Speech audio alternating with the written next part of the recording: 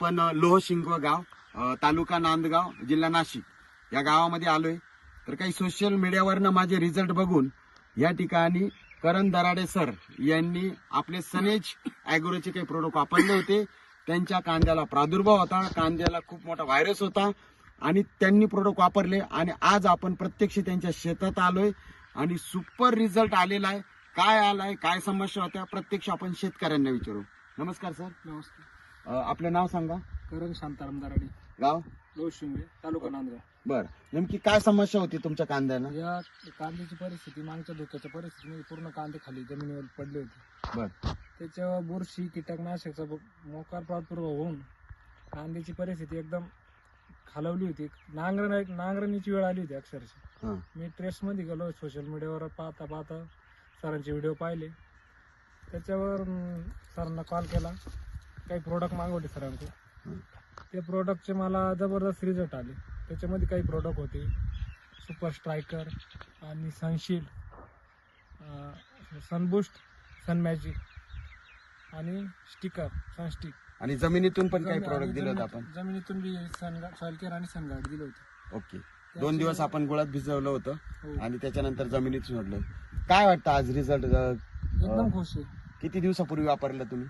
आता 8 ते 10 दिवस झाले. 8 ते 10 दिवसामध्ये आज कांद्याची पोझिशन बघू शकतात. हो, हे हे जे बघा, पाता हे- सरळ आहे एकदम या बघा. पूर्ण झोपलेल्या होत्या. हम्म. काय पोझिशन होती कांद्याची? पूर्ण काहीच राहिलं नव्हते कांद्याची.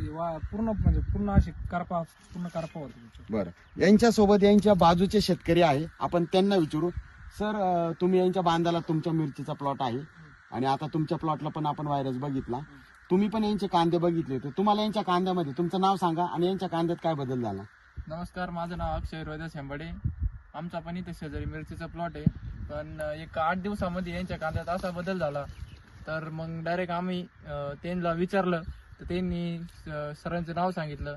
मग आज प्रत्यक्ष भेटलोय आम्ही. त्यांच्या कांद्यामध्ये बराच म्हणजे डायरेक्ट रोटर मारायची वेळ आली होती त्यांच्यावर, बरं. पण आज डायरेक्ट शून्यातून म्हणजे 100% कांदे क्लिअर झाले.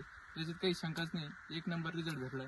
मग मला सांगा करण सर, तुम्हाला वाटतंय का असे अनेक शेतकरी वर फवारण्या मारताय, प्रॉब्लेम त्यांच्या मुळामध्ये जमिनीत बुरशी वाढलेली आहे आणि केमिकल बुरशीनाशक वापरून वापरून जमिनीतले मित्रजीव संपले आणि म्हणून प्रॉब्लेम मुळे ते वर शेतकरी फवारण्या मारतात.